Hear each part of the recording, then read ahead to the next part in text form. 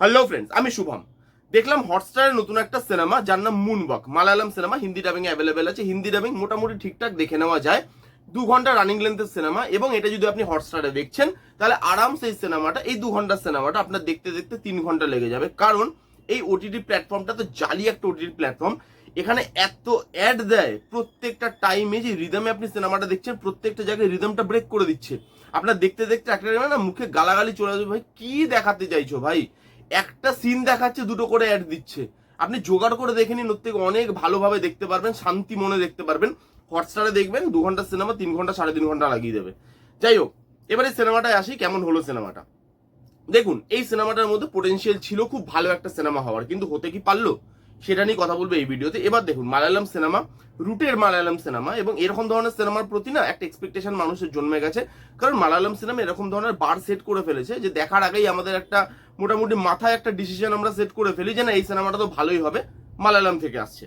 এবার এই সিনেমাটা দেখার সময় আমার সেই জিনিসটা কিন্তু মনে হয়নি। কেন সেটা আমি আসছি আস্তে আস্তে। তার আগের গল্পটা বলি। এটা দেখাচ্ছে 80s-এর গল্প, যখন মাইকেল জ্যাকসন পিকে প্রত্যেকটা জায়গায় দেশে বিদেশে তার ডান্স কপি করা হচ্ছে, তাকে ফলো করা হচ্ছে। সাউথের একটা ছোট্ট জায়গা, সেখানে কিছু ছেলেদের দল আছে যারা বন্ধু, তার যাদের সঙ্গে ডান্সের সেরকম কোনো সম্পর্ক নেই। তারা একটা জায়গায় গিয়ে, একটা অনুষ্ঠানে গিয়ে একটা গ্রুপকে, অন্য একটা গ্রুপকে মাইকেল জ্যাকসনের ডান্স করতে দেখে। তারপরে তাদের মধ্যে লাত লেগে যায় যে ভাই আমরাও এই ডান্সটা করবো, আমাদের খুব ভালো লেগেছে, স্টাইলিশ লেগেছে। এবার তারা একটা গ্রুপ ফর্ম করে।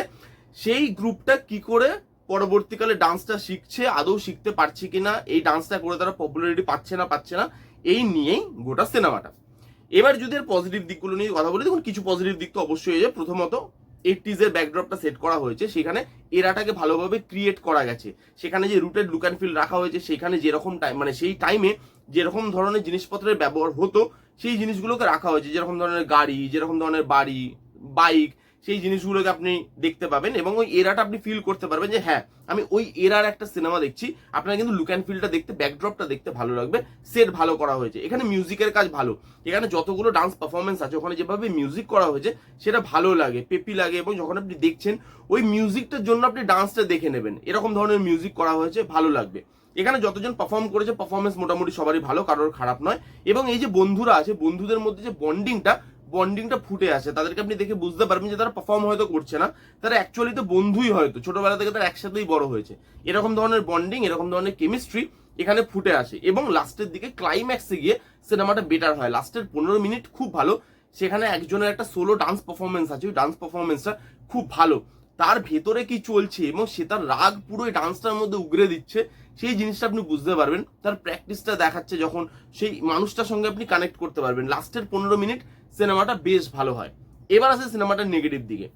এই যে সিনেমাটা, এই সিনেমাটার মধ্যে দেখানো হচ্ছে কি যে একটা টিম আছে, বা একটা কতগুলো বন্ধুর দল আছে, তারা ডান্সটাকে শেখার চেষ্টা করছে, তারা ডান্সটাকে পারফর্ম করতে চাইছে। এবার এই যে শেখাটা, তাদের সঙ্গে ডান্সের কোনো সম্পর্ক নেই, কিন্তু তারা ডান্স করতে ভালোবাসে, দেখতে ভালোবাসে, এইটুকুই। তারা মাইকেল জ্যাকসনের একটা ডান্স কপি করছে, বা মাইকেল জ্যাকসনকে তারা মানে কি বলবো, ট্রিবিউট দিচ্ছে বলতে পারেন, বা ফলো করছে, যেটাই আপনি বলে নিন। সেই জিনিসটা ওভারনাইট এমন হয় না, ম্যাজিকের মতো, যে আজকে তারা ডান্সটা শেখা শুরু করলো, কালকে সকালবেলা তারা ডান্সটা শিখেও গেল এবং পারফেক্টলি শিখে গেল। এই জিনিসটা এত তাড়াতাড়ি আর এত র্যাপিডলি আসে, সেটা আপনি দেখেন, আপনার চোখে খুব লাগে জিনিসটা, যে এত ম্যাজিকের মতো জিনিসগুলো কেন দেখাচ্ছে। একটা দল একটা ডান্স পারফর্ম করতে চাইছে, বা একটা ডান্সের ফর্ম শিখতে চাইছে, যেই ফর্মটা ইটসেলফ খুব টাফ একটা ফর্ম, সেই জিনিসটাকে তারা এত ইজিলি জিনিসটাকে করে দিল। ওই যে ভেতরে যে টেনশনটা বিল্ড আপই হয় না, তাদের যে স্ট্রাগলটা আপনি ফিলই করতে পারেন। এবং যেহেতু আপনি স্ট্রাগলটা ফিল করতে পারছেন না, ইমোশনালিও না, জিনিসটা কোথাও কোথাও ল্যাক করে যায়। এখানে অনেকগুলো ছেলেকে দেখিয়েছে, তাদের কিছু কিছু পার্সোনাল লাইফ দেখিয়েছে, তাদের লাভ লাইফ দেখিয়েছে, সেগুলো খুব কাঁচা রয়ে গেছে, সেগুলোকে কুক করা হয়নি ভালো মতো। কখনো তাদের লাভ লাইফ দেখাচ্ছে, কখনো চলে আসছে ডান্সে, আবার ডান্স থেকে ফ্যামিলিতে চলে গেল, আবার ফ্যামিলি থেকে লাভ লাইফে চলে গেল, এইরকম ভাবে যে শিফট করতে থাকছে, ওগুলো না খুব জার্কিং লাগে দেখতে।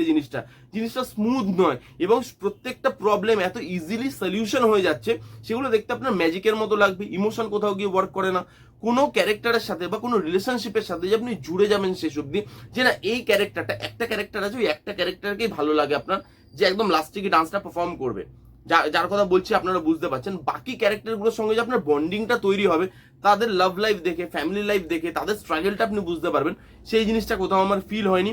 এই সিনেমাটা ক্যারেক্টার বিল্ড আপের দিক থেকে বলি, ইমোশন বিল্ড আপের দিক থেকে বলি, স্টোরি টেলিং এর দিক থেকে বলি, যেভাবে ম্যাজিকের মতো জিনিসপত্রগুলো করে দিয়েছে সেই দিক থেকে বলি, কোনো জায়গায় নেই সিনেমাটা আমার কাছে খুব ভালো একটা সিনেমা হয়ে এলো না শেষ অব্দি।